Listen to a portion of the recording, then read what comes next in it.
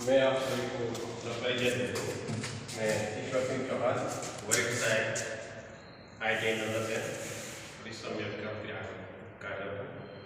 तो जैसे मैं आपसे बताना चाहूँगा कि संगठन को खड़ा करने के लिए बहुत मेहनत की गई है, जो नो ग्रुप का है, जिसके कि हमारे विराट के अध्यक्ष पी सिंह रावत जी है। तो हमें इस बात की खुशी होती है कि वो रुद्रप्रयाग के रहने वाले हैं और ITI में कार्यरत हैं, अनुदेशक के पद पर कार्यरत है। उन्होंने इतना बड़ा आंदोलन किया है कि नो ग्रुप की भूमिका महत्वपूर्ण मानी गई है। तो 4 स्टेट में NPS लागू हुआ है, वहाँ नो ग्रुप की भूमिका बहुत महत्वपूर्ण मानी गई। तो मेरा मानना ये है कि नो ग्रुप हो, NM OPS हो या कोई दूसरा संगठन हो, हमें उन सबको छोड़ के जो भी पेंशन के लिए लड़ रहा है उनके साथ कंधा से कंधा मिलाकर चलना चाहिए। तो मैंने अपना संक्षिप्त में आप बताना चाहूँगी, मैं भी मतलब जब इस संगठन में जुड़ा और हम बॉडी में एकत्रित होते मुश्किल से 8-10 लोग थे, लेकिन संघर्ष किया, लोगों को जोड़े गए और फिर मुझे भी जो उन्होंने काम को देखते हुए मेरे को श्रीनगर में जो कार्यकारिणी थी उसमें संप्रेषक का पद दे दिया गया, जबकि मैंने चाहा था फिर भी दे दिया गया। तो उसके बाद हमने इस संगठन में जो काम किया तो श्रीनगर में रैली, बाइक रैली निकाली गई और फिर उसके बाद पौड़ी 31 दिसंबर को जो पौड़ी रैली निकाली गई, फिर 7 मार्च 2021 को जो घोड़द्वार रैली निकाली गई। उसमें अगर आप देखेंगे कि उसके लिए भी साक्ष्य है कि हम लोगों को उसमें ग्रुप का फोटो है, सब चीज है, हमने बढ़ चढ़ के हिस्सा लिया हर जगह। तो अब जब मैं यहाँ पे आया 2021 में कर्णप्रयाग को प्रमोशन होके आया, तो जो मैं यहाँ देख रहा हूँ तो वहाँ पे उस हिसाब से मतलब इसका अभी असर नहीं दिखाई दे रहा कर्मचारियों के अंदर, जबकि मुझे लगता है कि जागरूक करने की कोई ज्यादा आवश्यकता नहीं है। सभी कार्य जागरूक है, सभी को पता है कि OPS और NPS का भविष्य क्या है। तो हमें सिर्फ संगठन को एकजुट करने की जरूरत है और कर्मचारी को जागरूक इस बात करने की जरूरत है कि हमें जो भी आंदोलन हो रहा है उसमें बढ़ चढ़ कर भाग लें। जैसे हम 4-5 लोग यहाँ पे है, अगले बार इसी में से हमको किसी में इमरजेंसी काम पड़ जाए, नहीं आ पाए, तो अगले बार कौन रहेगा? जिनको हम पद सौंप रहे हैं वो अकेले क्या कर लेंगे? पदाधिकारी का मतलब है कि हमें व्यवस्था बनाए, हमारा सहयोग करें कि कहाँ पे क्या करना है। लेकिन भीड़ बहुत जरूरी है, लोकतंत्र में भीड़ का ही बहुत बड़ा सपोर्ट है। आप वोटिंग में जा रहे हैं तो अगर भीड़ नहीं है तो वोट उनके पक्ष में नहीं जाएगा। वैसे इसमें अगर भीड़ इकट्ठी नहीं होगी तो हम कुछ भी सरकार को अपना प्रदर्शन नहीं दिखा पाए। तो मुझे मानना यही है कि मैं यहाँ पर देख रहा हूँ कि कुछ ही लोग हैं, 2-3 लोग पदों पर बना रखे, इसमें ज्यादा से ज्यादा पदाधिकारी बना के हमें हर संगठन में जाना होगा, वो हर ऑफिस में जाना होगा अगर जागरूक करना है।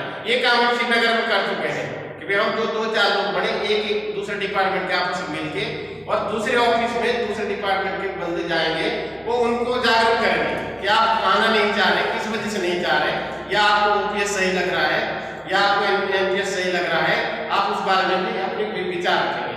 तो मैं समझता हूँ कि हम आपस में जितने लोग हैं उतने लोग एकत्रित होंगे और दूसरों को अपने साथ लेके 4-6 लोग कल ही से, अगर हमने 18 दिसंबर को एक भव्य आंदोलन करना है तो हमें कल ही से जुट जाना चाहिए कि हम दूसरे ऑफिस में जाके 3 लोग, कम से कम 3 लोग एक साथ जाएं और दूसरे डिपार्टमेंट में बात रखें और वहां पे पूरी डिटेल लें कि कितने कर्मचारी आपके 18 दिसंबर को उपस्थित हो सकते हैं, ताकि हम उसकी एक समीक्षा कर सकें। नहीं तो 18 दिसंबर को हम कैसे अनुमान लगाएं कि कितने लोग आएंगे?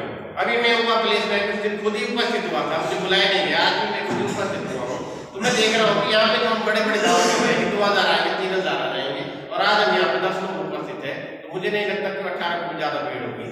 तो हमें सभी ऑफिसों में जाके लोगों को जागरूक करना पड़ेगा और एक पूरी लिस्ट बनाना पड़ेगी। पहले तो मैं एक बार जैसे जितने लोग आए आप जिस डिपार्टमेंट में, मैं समझता हूँ कि कल ही आप अपना डिपार्टमेंट में लिस्ट बनाएं कि आपके डिपार्टमेंट में कितने लोग कार्यरत हैं, वो NPS हो OPS हो, उसके पीछे लिख दो इतने NPS इतने OPS, और एक कल ही ग्रुप में शेयर कर दो अपने डिपार्टमेंट में, हर कोई डिपार्टमेंट में शेयर कर दो कि इतने कर्मचारी है, और फिर ऑफिसों में जाना पड़ेगा, फिर उनको बोलना पड़ेगा क्यों नहीं आ रहे, क्या वजह है। अब संगठन जो चला रहे हैं, चाय पानी लगता है, आने जाने उसमें खर्चा भी लगता है, अभी किसी से कोई शुल्क नहीं दिया गया, उसकी भी थोड़ी व्यवस्था बनानी पड़ेगी, चाहे 10 रुपये 20 रुपये या 50 रुपये 100 रुपये जो भी हो सकता है वो भी रखना पड़ेगा। सबसे पहले एकत्रित होना बहुत जरूरी है। ज्यादा मैं नहीं कहूँगा यहाँ पे, सभी लोग जानकार है, NPS OPS के लाभ भी अच्छे भली भांति सभी से परिचित है, कितना फायदा है कितना नुकसान। मुझे लगता है कि जीते जी तो कुछ नुकसान फायदा लग नहीं रहा, मरने में फायदा दिख रहा है, क्योंकि हमारे साथ के कर्मचारी जिनकी डेथ हुई है उनको मतलब पेंशन भी मिल रही है और उनके घर वालों को नौकरी भी मिल रही है, तो डबल फायदा है।